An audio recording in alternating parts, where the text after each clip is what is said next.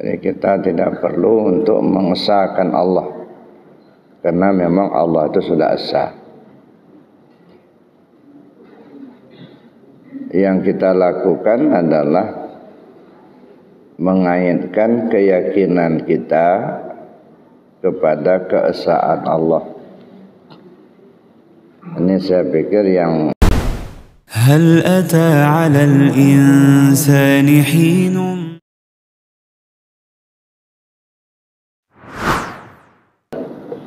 وعلى آله وأصحابه أجمعين. قال الله تعالى في القرآن الكريم: أعوذ بالله من الشيطان الرجيم، بسم الله الرحمن الرحيم. من كان يرجو لقاء ربه فليعمل عملا صالحا ولا يشرك بعبادة ربه أحدا. Sadaqallahul Azim. Yang saya hormati Bapak pengurus Masjid Nur Iman beserta Bapak-bapak para pimpinan sepuh, Bapak Ibu para jamaah rahimakumullah. Alhamdulillah, bersyukur kita kepada Allah Subhanahu wa taala, di pagi hari ini kita ditakdirkan Allah dapat sama-sama melaksanakan salat subuh secara berjamaah. Mudah-mudahan amal ibadah kita mendapatkan ridha Allah Subhanahu wa taala. Amin Allahumma amin. Hari ini kita akan bicara tentang tauhid, ya. Kita pahami tauhid itu adalah keesaan Allah. Sering kita mengatakan kita harus mentauhidkan Allah, atau kita harus bertauhid kepada Allah. Tapi apakah yang dimaksud dengan kita bertauhid kepada Allah? Ini yang akan kita coba untuk membahasnya. Allah itu sebenarnya sudah tauhid, sudah esa. Jadi kita tidak perlu lagi mengesahkan. Jadi kita tidak perlu untuk mengesahkan Allah, karena memang Allah itu sudah esa. Yang kita lakukan adalah mengaitkan keyakinan kita kepada keesaan Allah. Ini saya pikir yang dimaksud dengan bertauhid kepada Allah. Jadi mengaitkan keyakinan kita kepada keesaan Allah. Lawan daripada tauhid itu syirik. Kita disuruh dan harus bertauhid. Sebab kalau syirik sudah jelas dosa yang tak berampun. Innallaha la yaghfiru an yushraka bihi wa yaghfiru ma duna dzalika liman yasha. Allah tidak akan mengampuni dosa orang yang mempersekutukannya, tetapi Allah akan mengampuni dosa orang yang tidak mempersekutukannya bagi siapa yang Allah kehendaki. Nah, jadi jelas bagi kita bahwa kalau syirik itu sudah dosa yang tak berampun. Kalau orang maling masih bisa diampuni, ya. Orang judi masih bisa diampuni, itu dosa yang bisa diampuni. Tapi kalau syirik udah dosa yang tak diampuni. Satu-satunya jalan untuk melepaskan diri dari syirik itu adalah tauhid.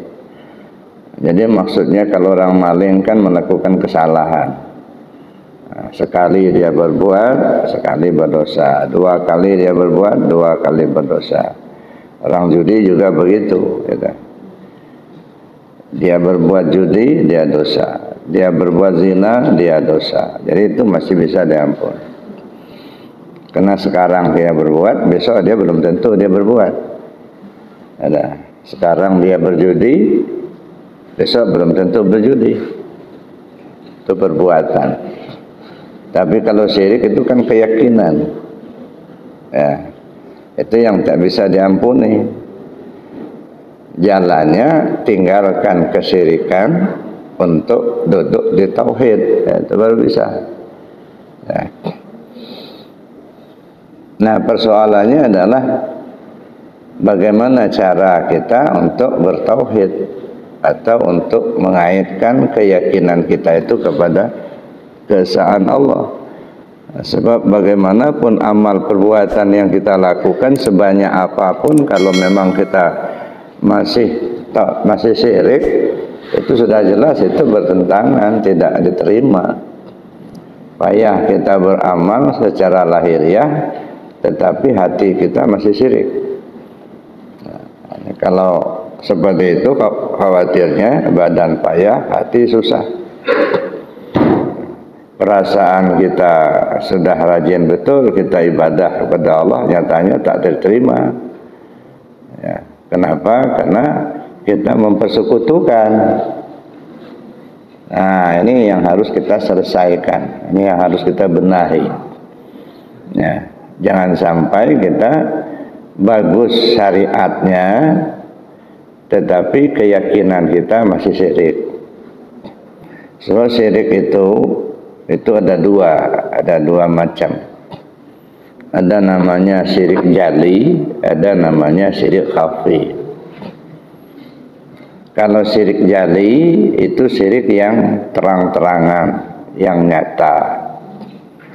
Nyembah patung, gitu ya. Nyembah matahari, nyembah api. Pokoknya ada kenyataannya membuat sesembahan atau membuat peribadatan selain kepada Allah. Nah, insya Allah kita yang sudah paham itu syirik tidak akan kita lakukan. Ya, kita nggak akan mau menyembah patung karena kita tahu betul itu adalah syirik. Kita tidak mau menyembah berhala, matahari, menyembah api. Ya, karena kita tahu itu sudah ada perbuatan syirik. Tetapi yang paling ditakuti itu adalah syirik khafi. Itu yang paling ditakuti. Dia ada tapi tak terasa.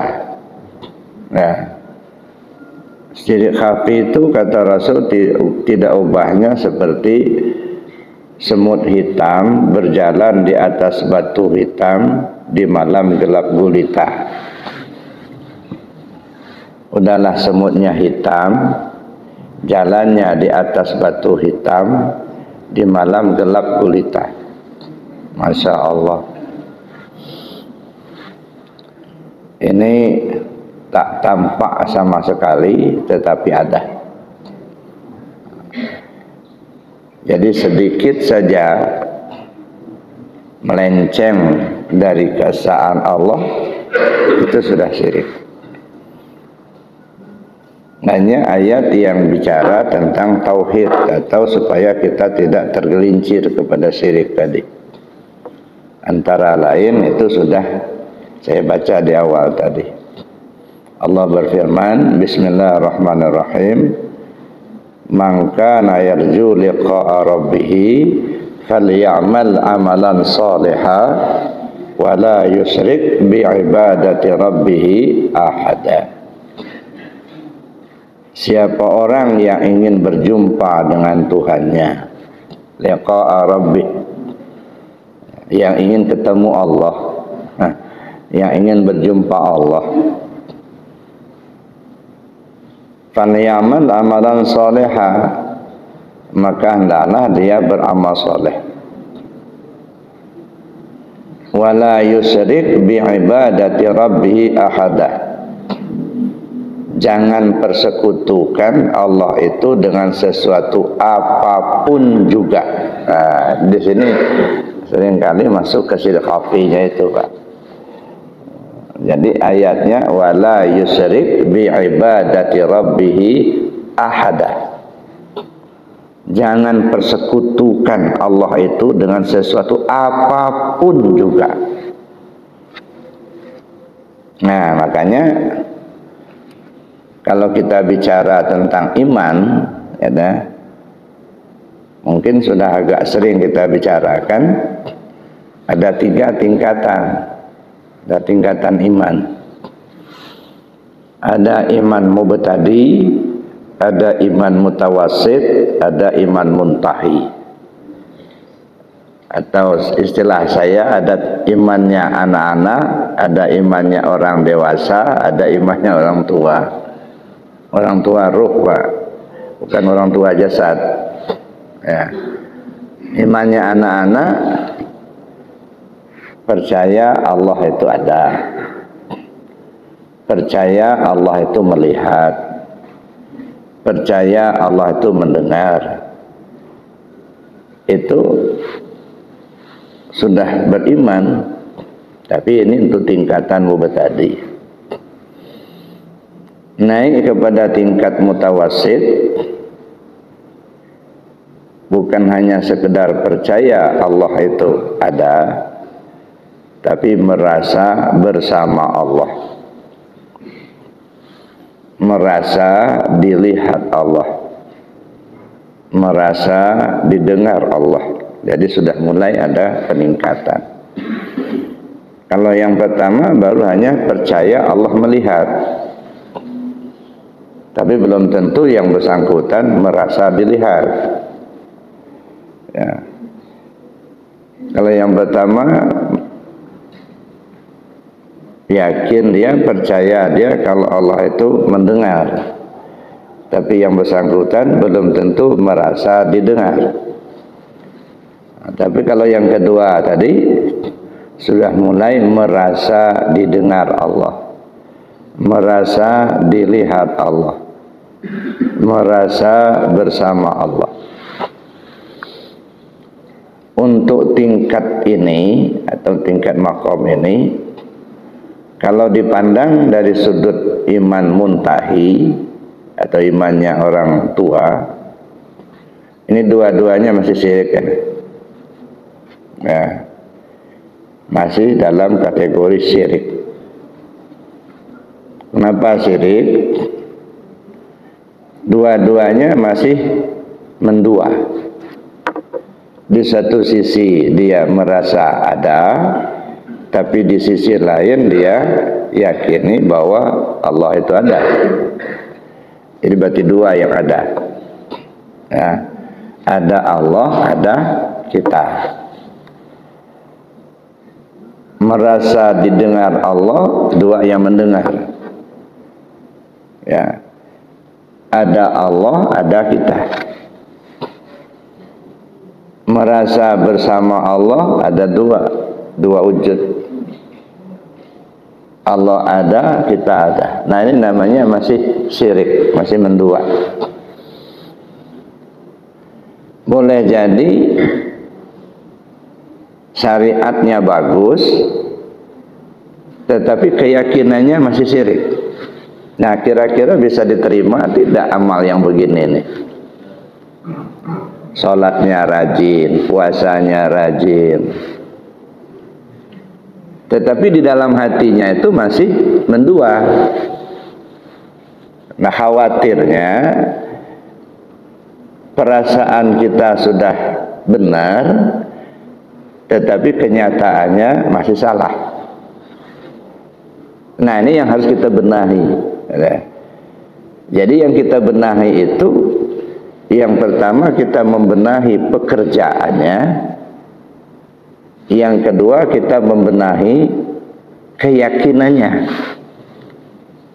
Nah, kalau membenahi pekerjaannya, amalnya itu urusan syariat. Tapi kalau membenahi keyakinannya, ini urusan hakikat, urusan ke dalam.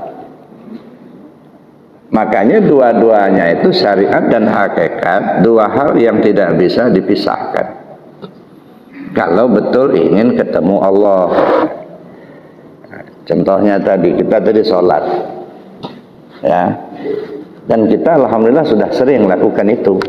Ini sekedar untuk evaluasi diri saja. Kata Allah, aqimis salata li dzikri, dirikan salat untuk mengingat aku. Satu, man kana yarju liqa'a rabbi falyamal amalan shaliha wa la yusyrik bi ibadati rabbi ahada. Dua. Kemudian yang ketiga, as-salah mi'rajul mu'minin, kata Nabi. Ingatkah kita kepada Allah pada saat kita sholat tadi? Yang kita ingat itu namanya atau yang bernama? Yang kita ingat itu hukum-hukumnya atau yang membuat hukum? Ini sah, ini batal, ini wajib, ini sunnah. Ini bacaan, ini wajib, bacaan ini sunnah. Ini hukum-hukumnya. Yang Allah perintahkan itu ingat Allahnya. Nah, ketika ingat Allahnya itu namanya atau yang bernama. Kalau yang nama itu sebutan. Allah nama sebutan. Sudahkah kita paham siapa yang bernama itu? Nah, sebab yang diingat itu bukan nama, tapi yang bernama Allah. Zat yang bernama Allah. Jadi kalau kita melakukan satu amaliyah, kata Allah, kalau ingin berjumpa dengan Allah, hendaklah kita lakukan amal soleh. Satu, syaratnya kalau ingin berjumpa Allah, lakukan amal soleh. Yang kedua, jangan persekutukan dengan sesuatu apapun. Nah, makanya saya bilang tadi, mungkin saja amal kita benar, tetapi keyakinan kita masih bersekutu. Nanti amalnya ditolak. Sebab syarat utamanya itu jangan bersekutu tadi, jangan syirik. Itu utama. Jadi apapun amalan atau perbuatan atau ilmu yang bertentangan dengan akidah itu harus ditinggalkan. Kalau sudah bertentangan akidah. Jadi yang kita benahi itu dua. Jadi kita membenahi amal, yang kedua kita membenahi keyakinan. Nah, makanya dua-dua ini syariat dan hakikat, dua hal yang tidak boleh diabaikan. Ya, tidak boleh kita tingkat syariatnya bagus, tetapi tingkat hakikatnya salah. Nah, kita tidak mau begitu.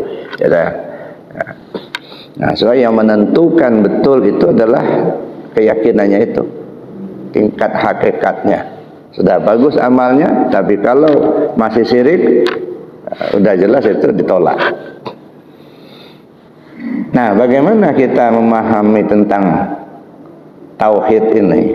Ya, tadi sudah saya katakan, merasa ada saja kita itu sudah masuk kepada jurang syirik. Ya, ini tingkat muntahi. Sebab tingkat muntahi, imannya tingkat muntahi, atau yang disebut imannya orang tua, saya bilang, tidak lagi merasa dilihat Allah, tidak lagi merasa didengar Allah, tidak lagi merasa bersama Allah. Justru yang dia rasakan adalah ketiadaan dirinya. Nah, ketika kita merasakan ketiadaan diri kita, maka yang ada hanya Allah. Nah, disitulah baru kita duduk di tauhidnya. Nah, kan saya bilang tadi, yang namanya bertauhid artinya mengaitkan keyakinan kita kepada keesaan Allah. Hilangkan perasaan adanya kita untuk kita duduk kepada adanya Allah. Nah, ini kalau kita haluskan lagi, nah ini lebih runyam, artinya dalam artian lebih sulit, tetapi harus kita masuk ke situ. Nah, kita sholat merasa kita yang sholat, nah, itu masih mendua. Nah, pakai apa kita sholat? Fasilitas yang kita pakai itu semuanya milik Allah. Kita bisa berdiri karena kodratnya, kita ada kemauan untuk salat iradatnya, kita bisa baca ini dan itu ilmunya, kita bisa melihat basornya, kita bisa mendengar samaknya. Nah, sekarang kita akui itu punya kita. Nah, makanya masih tergolong syirik tadi. Bapak Ibu yang saya hormati, ketika kita mau bicara tentang tauhid atau esa, ya, keesaan Allah, atau mengaitkan keyakinan kita kepada keesaan Allah, tentu kita pahami dari 4 bidang. Yang pertama tentang zatnya, yang kedua tentang sifatnya, yang ketiga tentang asma'nya, dan yang keempat tentang af'alnya. Nah, sehingga disebut dengan tauhid yang 4 bagian. Ada tauhid zat, tauhid sifat, tauhid asma, dan tauhid af'al. Nah, jadi kalau kita menelusuri bidang tauhid, ya diantaranya itu kita mesti duduk di 4 ini. Nah, sudahkah kita duduk di 4 bidang tauhid ini? Tauhid zat, zat itu dirinya Allah. Ya. Sifat, tauhid sifat, sifatnya Allah. Tauhid asma, nama. Tauhid af'al, perbuatan. Nah, kita coba mulai dari tauhid af'al dulu. Ya, Bapak Ibu yang saya hormati, ini membutuhkan pemahaman dan keyakinan yang benar. Ya. Kalau kita betul-betul mau duduk di tauhid, lepas dari syirik. Nah, sekarang kita lihat dulu dari tauhid af'al, perbuatan. Ya. Sudahkah kita merasakan ketika kita berbuat, merasakan itu perbuatan Allah atau perbuatan kita? Dan sudahkah kita memahami ketika kita melihat suatu perbuatan yang dilakukan oleh orang lain, yang kita pahami perbuatan Allah atau perbuatan hamba? Jadi ada 2. Yang pertama melekat kepada diri kita, yang kedua melekat kepada orang lain, artinya di luar diri kita. Ini tentang perbuatan. Yang melekat kepada diri kita, kita yang berbuat, kita yang sholat, kita yang bersedekah, kita yang bicara, kita yang melihat, kita yang mendengar. Nah, ketika perbuatan itu melekat kepada diri kita, masih terasa kitakah yang melakukan itu, atau sudah kita serahkan perbuatan itu perbuatan Allah? Kalau masih terasa kita yang berbuat, kita masih dalam lingkaran syirik. Nah, kita yang berbuat. Sedang kenapa saya katakan kita masih lingkaran syirik? Karena masih mendua tadi. Nah, di satu sisi kita yakin Allah Maha Kuasa, tapi kita juga meyakini bahwa kita juga punya kuasa untuk berbuat. Ya, sedangkan kata Allah, wallahu khalaqakum wa ma ta'malun. Allah yang menjadikan kamu dan juga menjadikan apa yang kau perbuat. Nah, sekarang kita merasa kita berbuat. Nah, di sini letak syiriknya tadi. Udah jelas-jelas Allah sudah kasih tahu, wallahu khalaqakum wa ma ta'malun. Allah menjadikan kamu dan apa yang kau perbuat. Sekarang kita merasa kita yang berbuat. Makanya kita masih dalam keadaan syirik tadi. Nah, bagaimana supaya kita tidak masuk kepada lingkaran syirik itu? Hilangkan perasaan kita, pengakuan kita bahwa kitalah yang berbuat. Maka duduklah di tauhid muntahi tadi, merasakan ketiadaan diri kita yang ada Allah. Nah, bagaimana kita supaya bisa duduk di situ? Itu apa namanya? Ketika kita sendiri yang berbuat. Nah, langkah-langkahnya ya. Pertama, kata Rasul, mutu qabla anta mutu. Matikan dirimu sebelum kau mati. Nah, mati maksudnya di sini bukan mati jasmani, tapi mati maknawi.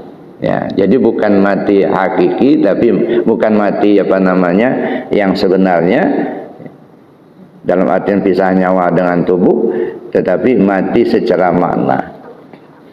Mematikan keakuan diri. Ngaku-ngaku kita yang punya, ngaku-ngaku kita yang kuasa, ngaku-ngaku kita yang berbuat. Nah, keakuan-keakuan kita itu kita singkirkan. Nah, untuk menyingkirkan itu tidak ada cara lain kecuali kita mengkaji melalui kajian tauhid dan tasawuf, ya, kajian hakikat. Nah, tidak mungkin kita akan bisa sempurna tauhid kita tanpa kita mengkaji tasawuf. Maka tasawuf itu sangat-sangat perlu. Jangan pernah kita merasa ilmu tasawuf itu hanya ilmu tambahan, ilmu sampingan, bukan. Menurut saya ilmu pokok, Pak. Ya. Akan sangat tidak berarti syariatnya kalau dibarengi dengan syirik. Ya. Oleh karena itulah maka kita perlu benahi keyakinan kita itu tadi. Itu yang melekat kepada perbuatan atau yang diri kita sendiri. Jadi menghilangkan perasaan adanya kita. Jadi matikan dulu ya apa yang keakuan kita tadi. Jadi yang dimatikan itu adalah keakuan diri. Kalau kita masih merasakan ada, nah itu masih kita dalam keadaan syirik tadi. Nah, karena hakikatnya kita ini atau manusia ini, hidup kita ini kan ibarat kita mati, tidur, ya. Al-insan niyamun fa idza mata intabahu. Manusia itu pada hakikatnya sekarang ini adalah tidur. Tidur kan adiknya mati, sama-sama nggak tahu. Ya, ketika dia bangun, ketika dia sudah terbangun, barulah dia hidup, ya, barulah dia terjaga. Jadi ibaratnya kita ini dalam keadaan tidur. Ya. Nah, ketika kita bangun dari tidur kita, nah disitulah ibaratnya kita baru hidup. Ini Bapak Ibu yang saya hormati, ya, matikan keakuan, matikan nafsu. Orang yang hidup, ya masih hidup, tubuhnya masih hidup, tapi dia masih bergelimang dengan nafsunya. Ya, dia tidak mau untuk menelusuri lebih jauh tentang ketuhanannya. Tapi dia masih sibuk dengan urusan dunianya, urusan hartanya, urusan jabatannya, urusan pangkatnya, dan lain sebagainya lah. Sehingga dia tidak terarah kepada keesaan Allah tadi. Nah, itulah orang yang tidur. Nah, nyaman dia dengan tidurnya. Badannya masih hidup, tapi ibaratnya orang tidur. Nah, kapan dia terbangun? Ketika dia tersadarkan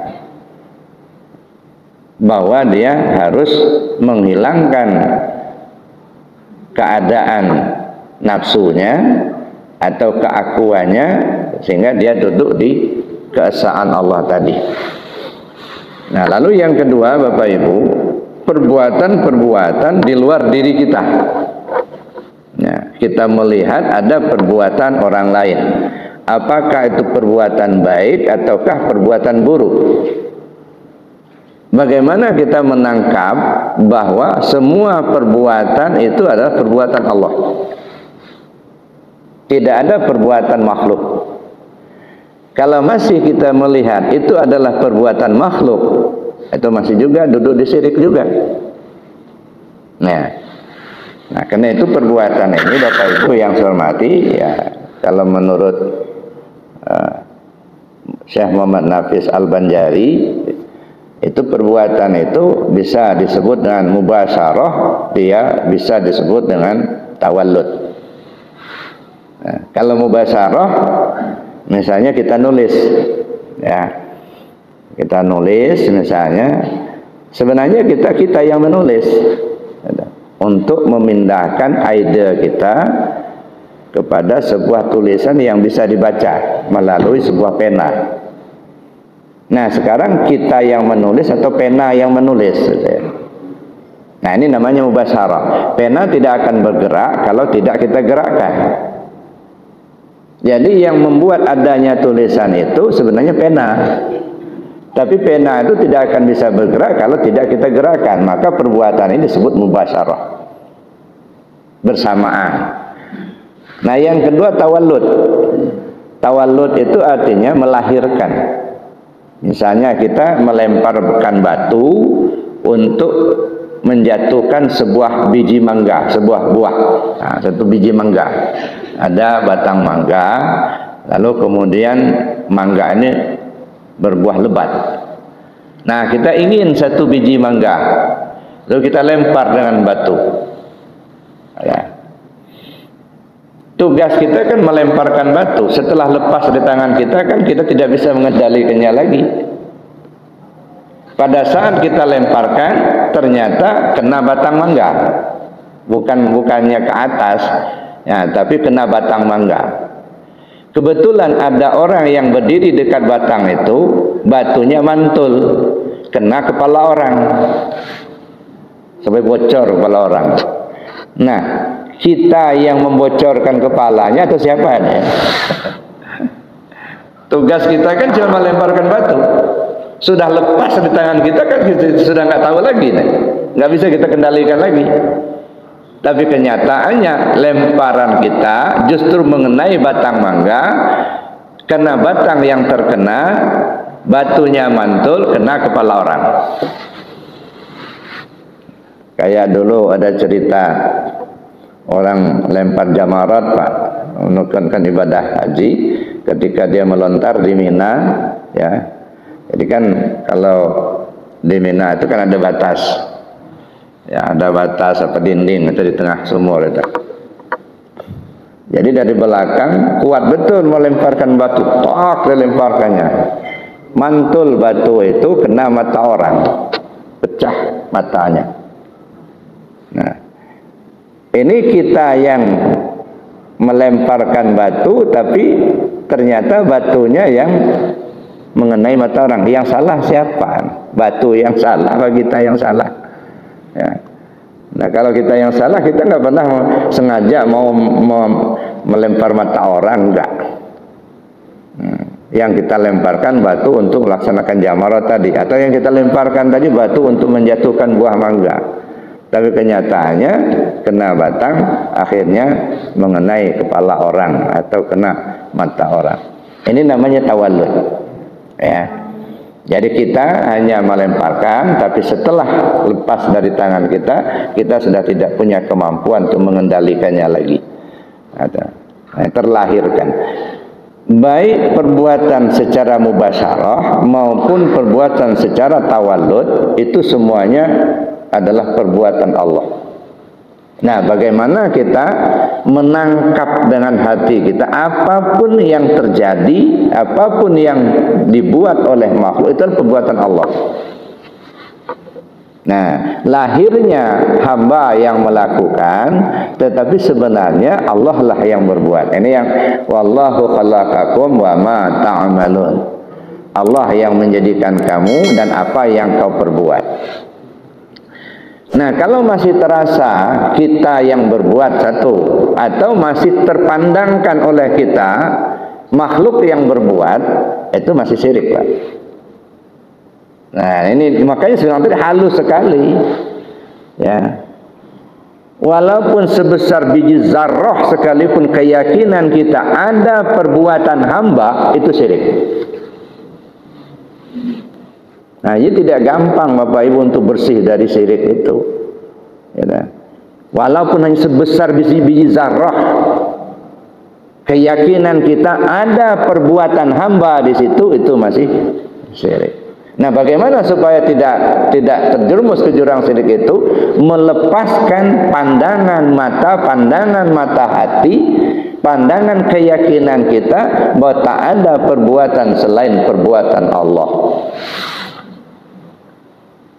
Nah, kalau masih melekat di hati kita keyakinan kita ada perbuatan lain daripada perbuatan Allah, itu masih syirik. Makanya walaupun kita benar melakukan syariat secara lahiriahnya, tapi kalau keyakinannya masih syirik, khawatir, Pak.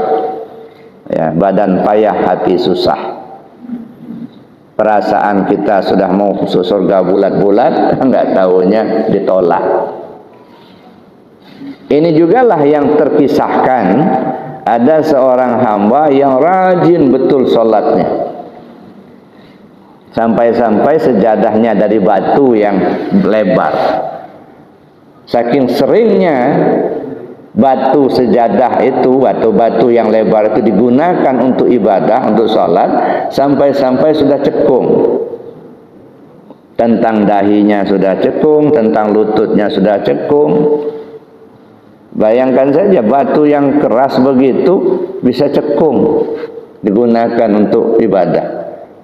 Artinya sudah nemen benar kan ibadahnya itu. Sehingga dia sudah yakin betul mau masuk surga bulat-bulat. Nah, ketika ajalnya datang, Israel pun datang untuk mencabut nyawanya. Orang ini bertanya, Israel, kamu datang ke saya untuk silaturahim atau mencabut nyawaku? Saya diperintahkan Allah untuk mencabut nyawamu. Israel, sebelum kau mencabut nyawaku, coba tanyakan dulu kepada Allah. Nanti kalau saya sudah mati nanti, surga tingkat berapa tempat saya? Allah Maha tahu. Israel pun sampaikan. Dijawab oleh Allah, kalau dia sudah mati, tempatnya neraka tingkat 7. Bukan surga tingkat 7, Pak, neraka tingkat 7. Proteslah orang anak. Ya Allah, kenapa tempat saya neraka tingkat 7, sedangkan saya begitu banyak lakukan ibadah? Dijawab oleh Allah, kamu itu beribadah bukan karena aku, tapi karena surgaku. Surga itu makhluk aku. Kamu gak kenal aku enggak? Nah, ini yang saya katakan tadi, khawatir. Ya dah. Syariatnya sudah bagus, tetapi di dalamnya rusak, ditolak semua. Nah, udah begitu nemen sampai cekung batu itu, nyatanya neraka tingkat 7. Kenapa? Karena akidahnya salah. Nah, inilah bagaimana kita membenahi akidah kita. Ya, bagaimana supaya kita duduk di tauhid sehingga tidak lagi merasakan keakuan tadi. Banyak betul perintah Allah untuk kita melepaskan keakuan itu. Antara lain, Bismillahirrahmanirrahim, wa anfiqu mimma razaqnakum min qabli an ya'tiya ahadakumul maut. Serahkan apa yang sudah kami berikan kepadamu, sudah Allah berikan pada kita sebelum ajalmu datang. Nah, ini kan serahkan dulu. Wa anfiqu mimma razaqnakum. Serahkan apa yang sudah kami berikan kepadamu, apa yang kami pinjamkan kepadamu itu. Serahkan, infakkan. Kadang-kadang kita ini memahami infak itu cuma duit aja. Ya. Allah sudah jelaskan, wa anfiqu mimma razaqnakum min qabli an ya'tiya ahadakumul maut. Serahkan apa yang kami pinjamkan padamu itu Kenapa? Apa yang kita pakai kan pinjaman semua. Mata melihat itu pinjaman basar Allah, telinga mendengar itu pinjaman samanya Allah. Nah pinjaman semua, nah pinjaman itu balikan sebelum ajal tiba gitu. Kalau sampai ajal kita tiba, pinjaman tak dikembalikan, nah ini repot, nah ini dituntut mana pinjaman itu. Ya, nah, ya, Bapak Ibu yang saya hormati, kita kembali ke sini. Jadi bagaimana kita duduk di tauhid af'al ini? Apa yang terpandang oleh mata zahir ini tangkap dengan mata batin, dengan hati kita, bahwa apa yang diperbuat baik kita sendiri yang melakukan maupun yang dilakukan oleh orang lain, pandanglah itu adalah perbuatan Allah, bukan perbuatan hamba. Nah, sebab kita ini atau hamba ini hakikatnya tidak ada. Nah, hakikatnya. Cuman kita ini Bapak Ibu yang saya hormati seringkali dikelirukan oleh bentuk dan rupa. Ya. Kita dikelirukan oleh bentuk. Kita dikelirukan oleh rupa. Ya. Sehingga apa yang sebenarnya di balik bentuk dan rupa itu tak kita pahami. Ya. Misalnya ini gelas. Ya. Sekarang namanya gelas. Ya. Gelas ini bentuknya seperti ini. Kita katakan ini gelas. Tahukah kita asalnya gelas ini? Ya, ini dari kaca, dari beling. Tapi kita tidak melihat belingnya, tak melihat kacanya, kita lihat gelas. Bagaimana supaya kita bisa melihat beling atau melihat gelas kaca, tidak lagi melihat gelas? Hancurkan dulu gelasnya ini Pak. Bentuk gelasnya hancurin. Nah kalau bentuk gelasnya sudah hancur, yang terlihat kaca itulah. Kalau masih duduk seperti ini, kita kadang-kadang tak menampakkan kaca, karena yang kita lihat bentuk. Nah begitulah kita nih. Ya. Kita ini yang kita lihat itu bentuk. Ya. Ini yang seringkali kita terkelirukan. Hancurkan dulu bentuknya ini, baru nampak yang aslinya. Hancurkan dulu diri kita ini, tenggelamkan dulu diri kita ini, hilangkan dulu diri kita ini, barulah kelihatan aslinya. Makanya kata Syekh Abdul Qadir Jailani qaddasallahu sirrul aziz, man nazara syai'an wa lam yarallahu fi fanadru batil. Siapa orang memandang sesuatu yang dia tidak melihat adanya Allah di sesuatu yang dia pandang, itu adalah pandangan sia-sia belaka. Nah itu Bapak Ibu yang saya hormati, ini kita kembali kepada tauhid af'al. Ini dulu, nanti baru kita masuk kepada tauhid sifat, tauhid asma, tauhid zat. Tapi satu ini dulu. Ya, bagaimana kita memandang semua perbuatan? Apakah yang kita sendiri yang memperbuatnya, ataukah perbuatan yang dilakukan oleh orang lain? Maka semuanya itu adalah perbuatan Allah. Tidak ada lagi tersangkut dengan perbuatan hamba.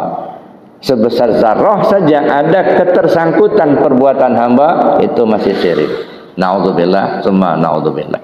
Bapak Ibu yang saya hormati, saya kira demikian untuk pagi ini. Ya, mudah-mudahan kita diberi petunjuk oleh Allah Subhanahu wa taala. Amin Allahumma amin. Namun sebelum kita akhiri, ya kalau ada yang mau bertanya dulu silakan.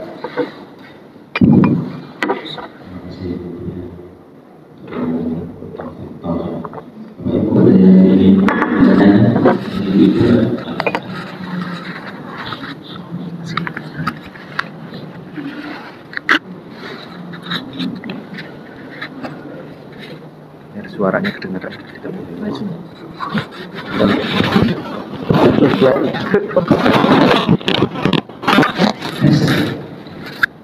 Bismillahirrahmanirrahim. Assalamualaikum warahmatullahi wabarakatuh. Waalaikumsalam. Tadi dikatakan bahwa untuk memahami bidang tauhid itu adalah salah satunya tauhid af'al, perbuatan.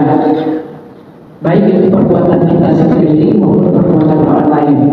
Dan perbuatan baik dan atau perbuatan kurang baik itu semuanya digerakkan oleh Allah. Ya. Nah ini permasalahannya, perbuatan yang kurang baik, misalnya kita melihat ada orang mabuk-mabukan, kemudian ada orang berjudi, kemudian ada orang berbuat maksiat. Nah kita meyakini itu bahwa itu adalah semuanya dari Allah. Perbuatan itu kan digerakkan oleh Allah. Ya. Nah sekarang bagaimana sikap kita untuk menyikapi atau melihat kondisi itu, mengarahkan pikiran kita untuk ke situ, bahwa kan itu kan perbuatannya kurang baik, tapi kita harus mengarahkan pemikiran kita bahwa itu semuanya digerakkan oleh Allah, atau bagaimana kita bersikap untuk melihat perbuatan-perbuatan itu. Ya. Mohon penjelasan. Terima kasih. Assalamualaikum warahmatullahi wabarakatuh. Waalaikumsalam warahmatullahi wabarakatuh. Ini ada pertanyaan yang bagus sekali. Tadi kita bicarakan bahwa apapun yang kita perbuat atau yang kita lihat diperbuat oleh orang lain, itu adalah perbuatan Allah. Ya. Bagaimana kalau orang melakukan satu tindakan atau perbuatan yang secara hukum salah, misalnya judi, maling, apakah itu juga perbuatan Allah dan bagaimana kita menyikapinya? Jadi Bapak Ibu yang saya hormati, sekarang pertama kita dudukkan dulu, tauhid itu keyakinan, bukan perbuatan. Ya. Jadi tauhid itu adalah keyakinan hati. Nah, ketika sudah masuk kepada perbuatan zahir, itu sudah ranahnya ranah syariat. Jadi apapun yang diperbuat, baik ataupun buruk, itu dalam keyakinan kita, dalam pandangan kita, itu adalah perbuatan Allah. Itu tidak boleh bergeser dari situ. Ya, kenapa? La tataharrak illa biiznillah. Tak satu pun bisa bergerak tanpa izin Allah. Berarti Allah itulah yang menggerakkan untuk orang itu berbuat salah, berbuat judi, berbuat maling, ya, berbuat maksiat. Ya. Nah, kalau persoalan yang menggerakkan itu tidak ada yang lain kecuali Allah. Sedikit saja ada keyakinan kita, ada kekuatan lain di luar Allah, itu masih masuk syirik. Ya, itu dalam kita memahami keyakinan. Sekarang kita melihat ada kenyataan perbuatan. Ya. Nah, ketika kita melihat ada perbuatan yang salah, karena memang Allah sudah menetapkan itu salah. Kan judi kan nggak boleh, maling kan nggak boleh. Ini sudah jadi perbuatan salah. Nah, yang salah itu mesti diluruskan supaya dia tidak salah. Nah, bagaimana meluruskan itu, katanya? Nah, makanya ada hukum-hukum, ada yang salah diberi dosa, atau yang melakukan tindakan-tindakan salah. Kita yang melihatnya, karena ini koridornya koridor syariat, maka kita berlaku syariat. Man ra'a minkum munkaran falyughayyirhu biyadihi. Fa illam yastati' fa bilisani, fa illam yastati' fa biqalbi. Siapa orang di antara kamu yang melihat satu kemungkaran, maka hendaklah dia cegah dengan tangan. Kalau tak sanggup, pakai lisan. Kalau juga tak sanggup, pakai hati. Ini koridor di dalam melihat satu perbuatan. Tapi meyakini perbuatan itu adalah perbuatan Allah, itu bagian tauhid, bagian keyakinan. Tapi melihat satu perbuatan yang secara nyata salah menurut aturan, ya, itu mesti diluruskan supaya dia tidak salah. Siapa yang meluruskan itu? Kata Nabi, siapa orang melihat satu kemungkaran, cegah dengan tangan. Apa itu tangan? Kekuasaan. Maka yang punya kewenangan itu bertindak, mulai dari presiden sampai ke RT, itu yang punya kewenangan, yang punya kekuasaan. Ya, bikinlah aturan supaya orang tidak judi, bikinlah peraturan supaya yang judi itu bisa dihukum. Ya, nah, ini namanya aturan, itu punya kuasa. Yang kedua, kalau kita tidak sanggup, artinya tidak punya kewenangan, fabilisani, dengan lisan. Ini porsinya para ulama, para kiai, para ustadz, para jurnalis. Kalau kita pun tidak punya kemampuan dengan itu, pakai hati. tidak setuju dengan perbuatan salah itu, kita menghindar menjauh dari perbuatan salah. Ini koridornya koridor syariat. Ya, jadi ketika dia bicara syariat berlaku hukum untuk meluruskan, gitu ya. Nah, karena Allah sudah melarang itu. Nah, sekarang ada yang bertindak. Nah, bagaimana meluruskan perbuatan supaya tidak salah, gitu ya.